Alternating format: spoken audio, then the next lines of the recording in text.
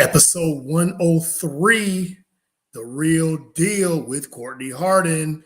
This week in sports, let's go.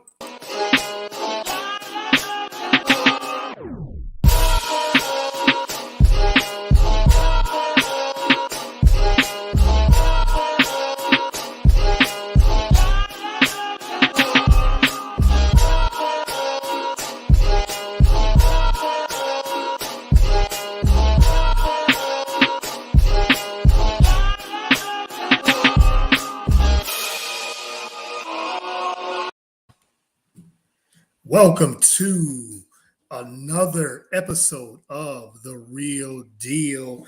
I am your host, as always, Courtney Harden. Thank you everyone that's tuning in. We're live here on Roku TV, BS3 TV app. Download the app, bs3tvlive.com.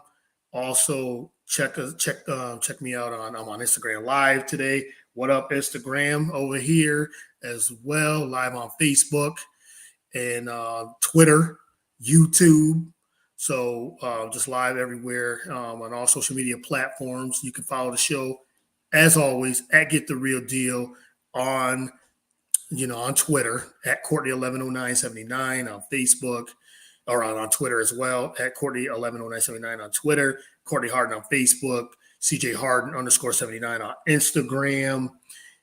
You can follow the shows all there. You can get all the shows on all podcast networks as well as Google, Spotify, Google, and Anchor, Spreaker app as well. We're all over the place here. Thank you for tuning in. I think this is Nathan Ramachandra, I believe. Keep up the great work. Yes, shout out to him, the NR Hour Sports Show. He's in Costa Rica and enjoying some time with his family. So, but yeah, you can follow the shows there, bs3network.com. Shout out to the entire team, the entire network, entire family there on BS3 Radio, BS3 Network. Again, we're on Roku channel as well. So yeah, we're doing this once again. Another episode, great week. A lot of big news in sports as well. A lot of things happened this week from all four major sports, actually, because the NHL just started and NBA preseason has started. Some big news in the NBA. We got to get into that. We're going to start with that really soon with the Golden State Warriors, the champions. So I'm going to get into a little bit of that. We had Aaron Judge, baseball, Major League Baseball playoffs started, wild card round. Aaron Judge broke Roger Maris's American League record with 62 home runs. We're going to talk a little bit about that. Of course, we got the NFL. That's been going on. Thursday Night Football was a dud. So I'm going to talk a little bit about, to get into a little bit of Russell Wilson and his struggles. So, but yeah, if you want to jump on board, comment, you can comment on the Spreaker. You can comment here on Facebook here as well. Shout you out if you want to be a guest on the show. Hit me up. Like I said, I'm very active every day, active on social media, like all platforms. And you just follow. If you want to be a guest on the show, please do. Again, I'm on Instagram Live. I'm on Instagram, on Facebook. I'm on Twitter. I'm always engaging, always looking for a great guest here. But today is solo this time today. So no guest this weekend. But I'll definitely have some great guests next week. Doing a series as well. Be on the lookout for that. Women of the NBA. I did Women of Fantasy Football in August. That was a great success. I had a great guest on there. That was a really good series. So I'm doing the NBA with the NBA starting in a couple of weeks. Going to have some the women that either report as reporters, writers, podcasters who have their own shows. I'm gonna have them on the show in the next week or so. So yeah, shout out to my man Mike Patton, the General MP. Thanks for tuning in. He's on Instagram Live. Thank you, man. Really appreciate you. Check out his show as well. I got to get him on the show. We got to do one. We got to do one together, man. I know we've been trying to get something going, but we definitely got to get a show together as well. So I'm definitely going to send you an invite as well. And then we gotta get it popping on that, man, because I think it's been inevitable that we have to do something, man. So, but I really appreciate it. Love what he does, and all the work he's doing. And this man's a hard worker too. Great podcast as well. Great guests. So keep doing what you're doing, man. But let me get into this this show, and like I said, variety of topics. Well, I want to start with the NBA and the Golden State Warriors, and they're the defending champions. Preseason just started. Training camps just started last week. Preseason just started as well. Games are going on, so check out your teams and the lineups and all these things. But there was some big news in the Golden State Warriors camp where a video came out with Draymond Green and Jordan Poole getting into it. And I mean, they really got into it. They got physical. It was a big altercation, verbal dispute at first. And then Draymond got in Jordan Poole's face. I mean, anybody knows Draymond Green, watched him play in his career. This guy, he's an antagonistic player. He's an antagonizer. He's out there. He tries to get physical with players. And that's what he does. And he gets in under people's skin.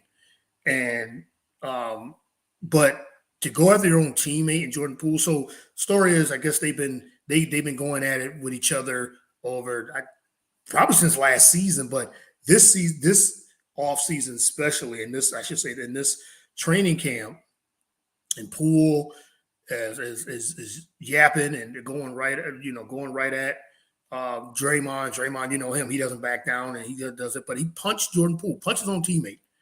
And so it was like Jordan Poole, they was scrimmaging, they was practicing. Jordan Poole's taking the ball, getting ready to take the ball out. Draymond's on the other side of the court, and he ends up still talking. Then he comes into Jordan Poole's space, comes over to him and gets in his face, and they're like face to face, like they're about to box. And then you had Jordan Poole, he pushed him, and then Draymond just hits him and punches him, knocks him down, and jumps on him until they broke it up. So I agree with Mike Patton saying fights do happen between teammates a lot more often than people realize. You're right. It does happen. These things do happen. We see it in the NFL. We see it in the NFL training camps. We see it in NFL preseason and things like that. And, in heated battle, you do that. But these types of things, when you do that, and then video comes out. Now, the video was leaked out by TMZ. Someone gave the video to TMZ, and now the video makes it look even worse. Now, when the reports came out, it was just that Draymond punched Jordan Poole, and then that's what happened.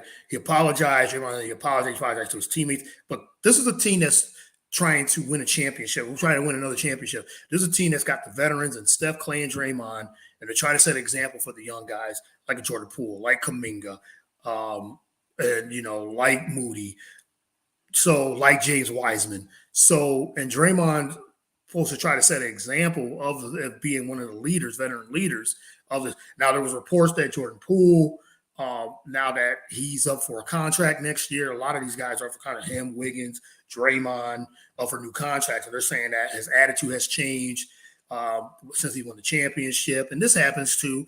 But Steve Kerr came out and denied that report. Also, Steph Curry came out as one of the leaders and said that he denied that report. Another comment on Instagram, he said, Mike says, I've thrown punches at my teammates before, along with taking a few. We was cool afterwards. The aftermath is key in this one. Yeah, it's the aftermath. I think that's the big key. That's a good point. It comes down to what happens next now, because the aftermath, because it's never the same. When you hit someone, especially your own teammate, it comes down to the trust now, because you guys are trying to, like I said, you guys are trying to defend your title. You guys are still one of the favorites to come out of the West. and get to the championship. There's other teams. I'm gonna be doing some preview shows later, so later on next week or the week after, right before the season starts. Draymond has to fix this, but Steven Jackson said it best. They'll fix it. And it's up to Draymond to fix this and mend it, but they'll be fine. Yeah, I think so. But Draymond has gotten to a couple of dust ups before, and I think this time he just took it too far. In my opinion, he took it way too late, across the line. You don't put your hands on someone, regardless of whatever happens. You don't, especially your own teammate. If it was against somebody else, like an opponent, that's another thing. But it's another thing to hit your own teammate. Michael Jordan punched this teammate. He punched Steve Kerr, and they ended up turning it around. But these type of situations can mess up chemistry on a team, on a championship caliber team. So I think, yes, Draymond has to really, he apologized stuff, but Jordan Poole probably doesn't trust him. Now, 34 years ago, he got into it with Kevin Durant too, talking about, are you going to be here? Or you're not going to be here. And that was during a game. And Durant said, I'm not dealing with this. I'm leaving. There was a lot of turmoil going with that as well. So you have to look at it from that perspective too. Draymond got with them. There was reports he got into it with Iguodala as well, another veteran on the team. So it's one of those things that you gotta there's a fine line. So I believe, in my opinion, I believe that Draymond just, at this point, it's one thing to be arguing with someone and there's a little dust up, but it's another thing to literally punch someone on camera, and now it's out there, and that's there forever. So yeah, Jordan Poole pushed him and didn't put his hands up. Yeah, Jordan Poole should at least. You got to read the room. You don't know what's going on through somebody's head. Draymond came up to you, like he came towards you, got into your airspace. I like what Shannon Sharp said too. Like, we're gonna be fighting. Like, this is, you put your hands on me and you punch me on camera. It's not gonna go down that way in anything too. And I don't know. Let's see how this plays out. Like I said, Draymond was apologetic. I know they said they're not going to suspend him, but now that video got leaked, maybe they will. They're going to handle this internally. Curry came out as one of the leaders, one of the best players we've ever seen, and he's saying that he could go to Draymond and talk to Draymond and get him in line and get him to be, just to get him in line and just say, look, you crossed the line on this, man. You really have to gain that trust, because I think there's a struggle. The veterans of Draymond, Clay, Steph, and Iguodala to an extent, now that this young core is coming up. Poole was a big part of their championship run, huge part. Like he held it down when Curry was out last season in the end of the year. He was one of the key factors of their championship run. So it is interesting that it is interesting that he's about to get the new contract. Like I said, you got Moody, you got James Wiseman, you got Kuminga. I've read that James Harden. I read that Kuminga and Draymond. Draymond, he rides his rookies. And like I said, Draymond's a hothead. We know this. And right, he said spectators talk about what they would do, and it's hilarious. None of the folks talking would have done squat.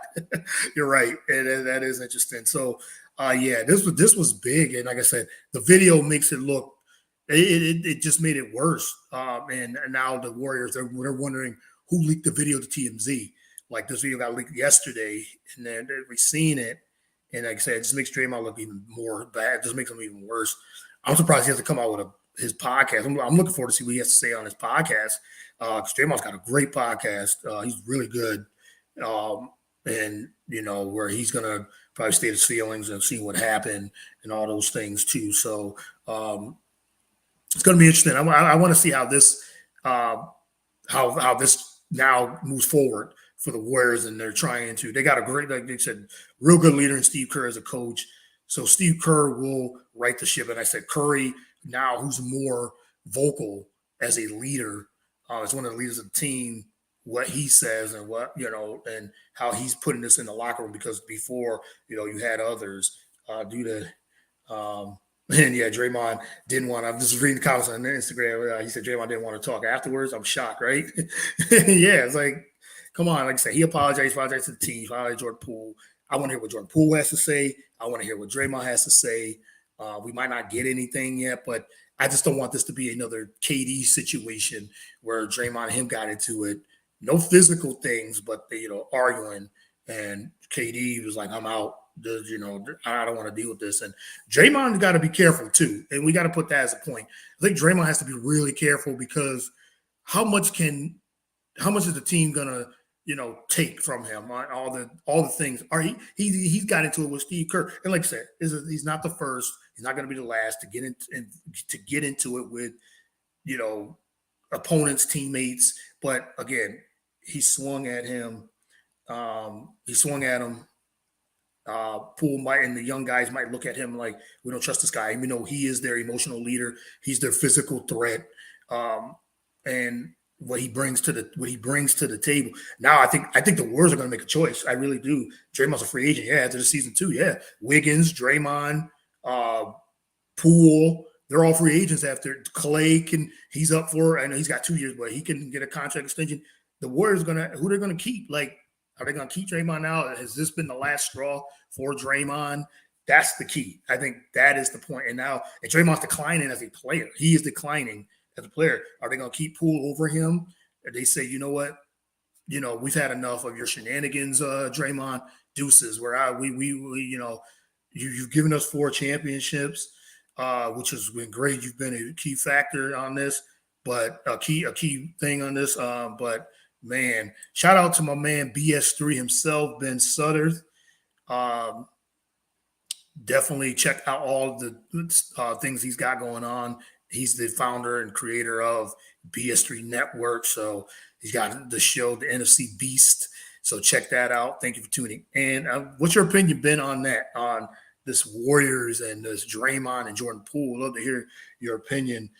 Question here. The youngest need to ask themselves one question. Do they want to win or be mad at Draymond? That's a really good question. I think that you would think they want to win. You think that would be it. And I think they will mend it. I think it will. They'll be professional. But there's been talks, like reports that Jordan Poole is a stand-up guy, and so that's why I think Curry and Clay and Steve Kerr came to his defense. Because Draymond was definitely wrong. He was in the wrong on this, in my opinion. So, but yeah, let's see what happens moving forward. Like I said, they're the defending champs. They're one of the top teams to one of the top teams to that's going to repeat. They're trying to repeat, and they're going to be one of the top teams to probably come out of the West as well. Denver is going to be tough, and I think Dallas is still with Luka. Is going to be up to the Clippers if they stay healthy. So the Warriors going to Memphis. The Warriors going to have a tough time defending, but I think I'm going to pick them to get to the championship again. In 2 years, this Warriors team will look totally different regardless. Yeah, because Curry will still be there. I think he's a Warriors. He's going to be a Warriors lifer. I think he stays. I think Clay stays. And like I said, they got decisions to make with Wiggins and Poole and Draymond. I don't know. I don't think before I would say, yeah, Draymond definitely will stay. And they got all those young guys. So the Warriors are still stacked. But I have a feeling that Draymond might be gone. I think they have to keep Wiggins. Definitely they have to keep Wiggins, especially the year he had, being their best perimeter defender. This guy defended all types of players. Tatum, from Jaylen Brown to he defended to Luka. He defended, so they have to keep. I think they have to keep Wiggins. They definitely got to keep Wiggins, and I think they're going to keep Poole too. I think they're gonna keep Poole. But it's just a matter of how much money these guys are going to get, because Poole's going to get a lot of money. Wiggins is going to get a lot of money. Draymond, I thought for sure, but this might have been management might think he's just too much. We loved him. We love his fire. We love his fiery attitude and what he brings to the team, but he's a declining player. So so it's gonna be interesting. That was the biggest, one of the biggest news this week. Let's go to the next topic I want to hit on is Aaron Judge. Let's go to the baseball topic, and then I'm gonna end it with some NFL. Aaron Judge, and finally, finally got number 62 and a historic night. He beat Roger Maris's single season American League record that stood since 1961, 61 homers.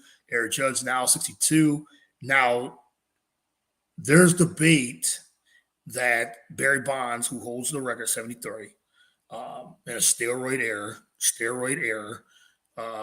that now Aaron Judge has the record 62. There's arguments, and he has the American League record, but Bonds, like I said, Bonds still hit 73. Sosa and McGuire, they hit and they hit 60s. So, and now but McGuire definitely is linked to steroids. Sosa has been linked to it, but he's never admitted it. And Bonds says he still holds the record. Aaron Judge said himself, Bonds still has the record. So there's arguments. But yeah, Barry Bonds is the home run king, in my opinion, too. Aaron Judge, what he's done, beating Roger Maris's record, that's an accomplishment. So, but what Judge has done, beating that record, he batted over 300. He led the league in RBIs, and he hit 62 home runs. That's a great accomplishment and everything too. So Aaron Judge is 30 years old, plus him for the American League record, yes. But Barry Lamar Bonds is the home run king. That's what Mike Patton says on Instagram. Yeah, I agree. I think Bonds is still the home run king, but there's that question mark of, was he linked to steroids? And if he, if he was on the steroids, then that's a question. So, and we already knew McGuire. He was suspended. When he was linked to the steroids, and Sosa, yeah. So Aaron Judge is in that elite group, and with the year he's had, like I said, he batted over 300. He led the American League in home runs, the league in home runs and RBIs. He had a great monster year, and he's about to cash out. So Yankees gonna have to pay up, or another team like the San Francisco Giants. It's a possibility. I know they're waiting. He's from the California area. He was, I think, 30 miles from San Francisco, where he was born and raised. So they're linked to him. Then, other teams are going to try to – he bet on himself. So I get the what he bet on himself. He turned down 200 – I think it was $240 million. I think he turned down from the Yankees going into this season. So now he's just – his price is just going up. He's probably going to get 300, 350 now from somebody. At least I know the Giants are willing to pay him. So does the Yankees pay? Now the Yankees gonna have to open it up. They used to do this. They paid their players. He bet himself, and look at the year he had. So congratulations to Aaron Judge, and the Yankees now are in the playoffs. So we'll see now if he can lead this charge and hit like this in the playoffs, and see what happens, because the Astros are going to be tough in the American League. But we'll see. The Yankees had a great year. He had a great year. Comments in the chat. Baseball is funny to me. Love the attention for the Royals, but they want to dodge it when they can't spin it. Right? Exactly. They love to, because it affects the Hall of Fame voting. It has affected, But if you cheated, you cheated. That's but they benefited from that too. You know what I mean? The 98 home run. The home run chase with Sosa and McGuire, baseball benefited from that, because that's what actually got baseball back into the good graces of people. And then they loved it. Baseball actually loved when that was going on. They got all the attention, all the attention, because that's when they're coming off the lockout. And, baseball was becoming people weren't, after the lockout, they were like, we don't watch baseball no more. We don't, fans were just not into it anymore. It wasn't the best sport anymore after the lockout. And then this home run chase gets it. And we can't forget, Griffey was part of that home run chase too. Ken Griffey Jr., one of my favorite players growing up of all time. I'd say my favorite player, him and Derek Jeter, two of my favorite players. Griffey was part of that too. But Sosa and Bonds going back and forth. And Sosa at the time was this guy was just beloved, because the way he just enjoyed playing baseball. And the joy that once he hit that home run, that skip that he did, and the gallop he did before do his home run trot, and then McGuire, such a big powerful hitter as well. So yeah, they benefited from that, but then they linked that to the steroid era, and they don't want nothing to do with it too. So, but I give it to Aaron Judge, and he said himself, Bonds is the home run king, 73. Will he be able to hit 73? That's tough. That's going to be a very big record to try to beat to even get to 70. It took him to the last game of the season to get 62 because they pitched around him, they walked him, they did a lot of things that they didn't want him to get it because he was on a great pace, and then once he hit 60, and then he hit 61 to tie Maris. It was Ruth and Maris. I mean, these are big names, huge names. Ruth, you say Ruth Maris, that's baseball royalty. So now Judge is part of that, and he has beat them in that. So, but big props to Aaron Judge for the home run record. Sosa's transition from another comment. Sosa's transition from a smaller man to a muscle bound man is nothing compared to his change from a black Dominican to a white Dominican he made. That's funny. Yeah, you look at Sosa now and what he looks like now. Just the pictures of when he played there as well. But yeah, baseball is a very fickle sport. There's the way it's covered, the media, the fans. Like I said, it benefited them. They got huge ratings with that home run chase.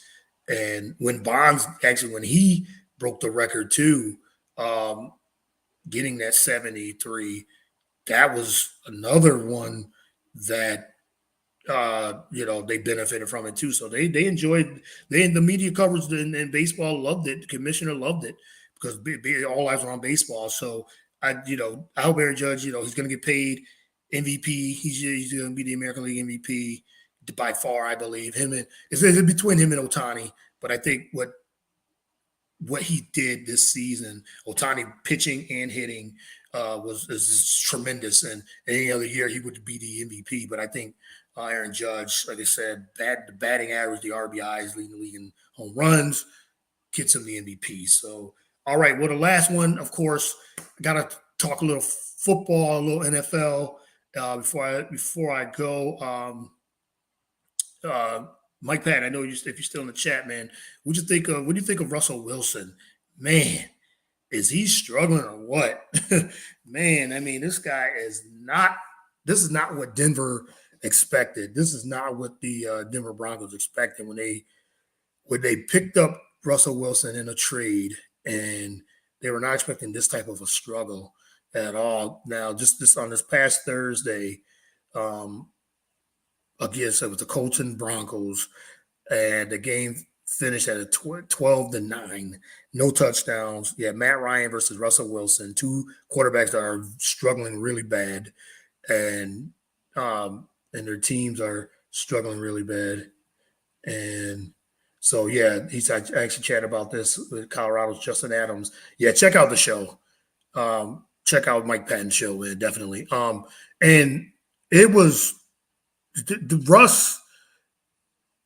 I didn't think. Let me put it like this: I didn't think he was going to struggle this way and this much so far. Yes, it's week 5, and Denver they have a bad offensive line. They can't block. Russell Wilson just doesn't seem like he has the athleticism as much anymore, and you saw this last year as well. Last season, maybe there's a little bit of decline because he's not running, he's not scrambling like he used to. He's holding on to the ball. I know it's a new system, new coaching, so we got to factor all of that in. But he's taking sacks left and right. He was sacked, I think, 5 times in this last game against the Colts. It was a terrible game. And Matt Ryan was sacked 6 times. So no touchdowns, all field goals. They're not running the ball consistently. I think that would help. I think that would really help Denver, and that would take the pressure off. I know they got the motto of let Russ cook, and it's just not working. The cook is not working. Like, you got to let other people cook and run the football. And I think when you get to this guy, future Hall of Famer, and he's struggling the way he's doing that, the way he's playing. You got to run the ball. I think you just, you got to establish the run. And even if it's not working, you still have to, and the teams get away from the running game very fast. I mean, I can say that as an Eagle fan sometimes that that's how it's been. And it's a passing league now. And, the quarterbacks are the premium. Like, I get that. But there's a lot of good talent in running backs. From Derrick Henry to Jonathan Taylor to Eckler to, there's so many good running backs, to Nick Chubb. You run the football. Like, if you can establish the run, this will take the pressure off of Russell Wilson. And it goes to, now there's things I know Richard Sherman saying in the football, it goes to that where they said, it wasn't all Pete Carroll. Maybe it was a little bit of Russell Wilson. I think it was a combination of those things where they blame Pete Carroll for some of the struggles of Seattle, not letting Russ cook, not letting Russ pass the ball as often. Why is he still being a run-first heavy team? There's a lot of things going on. And yeah, you're right. The Colts and Broncos is another comment. Colts and Broncos neither can run the ball consistently. So next best thing is to use quick passing game. Yes, agreed. Quick passing game, quick screens. You got those talented wide receivers on Denver. Utilize them. You don't have to try to go for the deep ball much all the time. Play action. Utilize the backs in the screen game. Utilize those receivers, short passes. Get a rhythm going, because it just seems like what I've been seeing with Russell Wilson and with Matt Ryan too.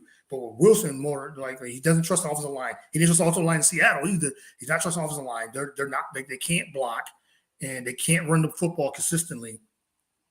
But Russ has to, like, the game plan has to be short passes. It just has to be, because that will help him and get him to a rhythm. He seems so uncomfortable out there when you're watching him. That's not the Russell Wilson I remember from winning the Super Bowl, getting to Super Bowls, and being a Pro Bowl quarterback that you are. I know it's a new system, but I think they're going to have to – I think for me, they're going to have to simplify the game plan. Like, they're going to have to either run the ball and establish the run. They might have to do what the Eagles did last season. They became a run-heavy team last year, and they made plays when they needed to. Maybe that's what they need to do. Like with Jalen Hurts, he made plays, big plays when he needed to. But they established a run, and they became a run-heavy team, the most run-heavy team in football last year. The Eagles do. So I think Denver might have to do that same thing. Just run the ball and continue to run the ball, run it down their throats. Then you can short play action, short passes, use your backs, screens, things like that, and that'll get him into a rhythm. That'll get him going. Because, like I said, Russ is struggling. He's struggling really bad, and that's what happened. So I don't know. And then Hackett, as a coach, he's supposed to be an offensive-minded coach. There's some disconnection there. Like, I think he's at a crossroads where they need to, simplify the offense. So I think that's what they need to do. Yeah. He said that Justin Adams, who he had on the show from CBS News Colorado, Mike Patton said they said it should simplify the offense some. Yeah, I said the same thing. Simplify it. Just simplify the offense. You don't have to make it difficult. I'm assuming his play sheet is probably elaborate, and he's probably got a lot of plays there, because you do have a talented quarterback. Russell Wilson is still a very super talented quarterback. We're not taking that away. Top 10 quarterback in the league. It's just that you got to simplify it for him to at least till he gets into a rhythm, till he gets to trust the offense and gets to know the offense. Because you got Judy, you got Sutton. Use those receivers, man. Like, use them, and I think everything else will be fine. And they had expectations because going into this season, we thought Denver was going to be one of the favorites, either to win the AFC West, make the playoffs. And they said it's still early. They're 2-3 now. But they just cannot. They get to the red zone, they can't execute. When they got down the field in overtime, and then they didn't run the football. Like they stopped running the football. It's like, what got you there? Like, come on, man. Like, run the ball. Just run the football. Yeah. But the last topic I want to get into, I wanted to talk about this week 5 and some of the games that I find interesting this week. So I'm just going to run through some of these games. There's a lot of good games. The NFL, they always got some good games. I think the first one in London is Giants at Packers, where both teams are 3-1. Packers, Aaron Rodgers is not liking how the offense is looking, and the Giants they're winning. Aaron, with the Packers, Aaron Rodgers, like I said, he's not happy with the offense really. There's another team that needs to run the football as well. Daniel Jones has got the Giants, and him and Saquon Barkley got the Giants winning. Daniel Jones is running the football, like he's scrambling and things like that. Saquon looks healthy. He looks very spry. So I'm looking forward to that game. Steelers at the Bills. As much as the Steelers have been struggling, as they're 1-3. They go into Buffalo. Buffalo came off that big win against Baltimore, down 17-0, and came back to win the game. So the Bills are still rolling. Pittsburgh starting the rookie Kenny Pickett. So Mike Tomlin is going with the rookie. Tough environment, tough defense is going against. So I got the Bills winning big in that game. I think that's an interesting matchup. What else? Who else that I got my eyes on? Some bad games. Seahawks and Saints. Not very interested in, but we'll see what that goes on. You got Bills Dolphins at the Jets. Dolphins and that whole thing with Tua. I talked about that last week with my guests. Check out all the previous shows too, and some of the guests I've had.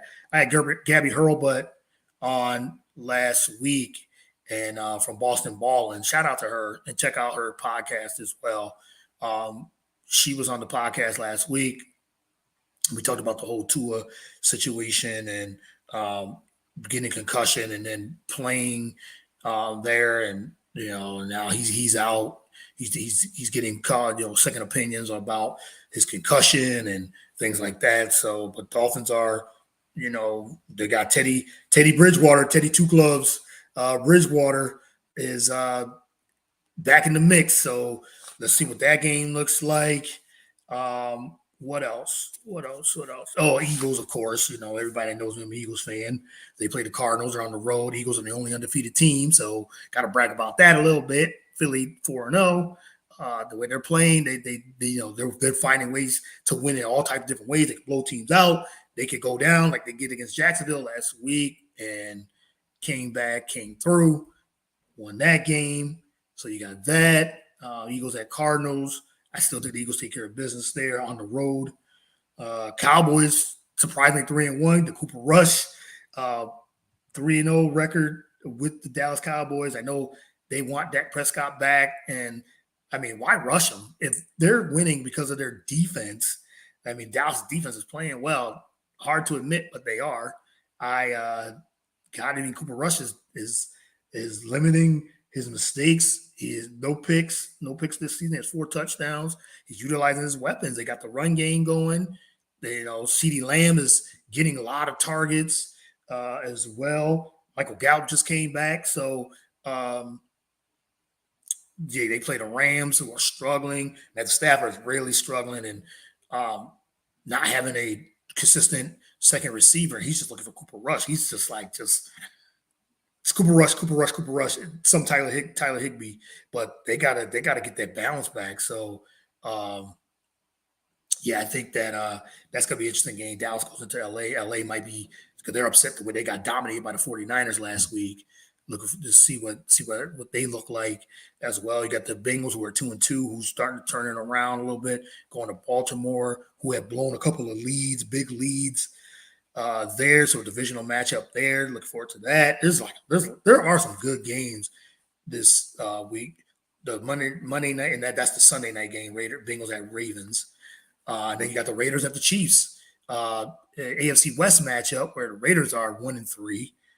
They're struggling really bad. And the Chiefs are 3-1. Patrick Mahomes is still Patrick Mahomes, and people still sleeping on him. 11 touchdowns, only 2 picks. So that's a good that's going to be a good matchup.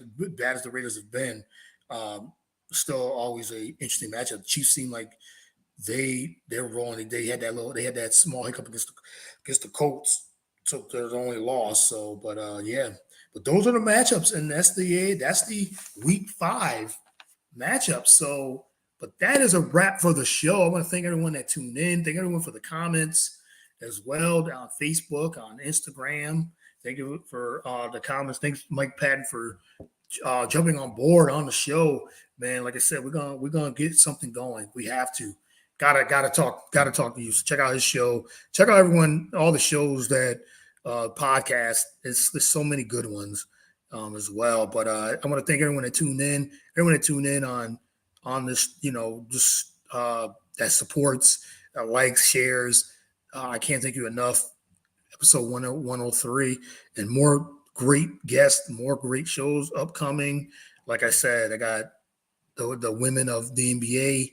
Going to be doing that series for the next 2 weeks. So be on the lookout for a few episodes during this week. Already got 2 lined up tomorrow and I think Wednesday. So, but just like I said, just keep looking on social media. I promote it and all that. So that's all there. So follow again at Get the Real Deal on me on Twitter. Google The Real Deal with Courtney Harden. Get all the past shows on all podcast platforms. Again, Spreaker, Spotify, Anchor, Google, anywhere you get podcasts there as well. Thank you, everyone, again, that tuned in. Really appreciate it. Follow BS3 Network. Follow us on Roku, BS3TVLive.com. Follow the network. The network is just, I think, I don't know how many shows we got. I think it's like 30, 40 shows or something like that. I mean, we just keep building. And it's, like I said, it's a variety of topics, sports, travel. Again, I got it. I Am Travelmatic. Shout out to him. He's part of the BS3 family. Shout out to him. Thank you for tuning in, man. We got travel. We got movie and TV reviews. We got sports. We got spirituality, social, talk about social politics, a little bit of everything, comedy. We got shows. I think we're trying to get a cooking show going. Like, if you want to be a part of this, please join the movement, bs3network.com, bs3network.com. Check it out, man. Thank you. I really, really appreciate everyone. I hope everyone enjoys their weekend. Enjoys the weekend. Good weather. It's starting to get a little bit chilly. Here's fall here on the East Coast in Philly. So, but hopefully everybody gets out, enjoys the weather, enjoy the weekend. Until next time, thank you once again for all the support and all the love. Thank you. That is a wrap for the show. Peace and God bless.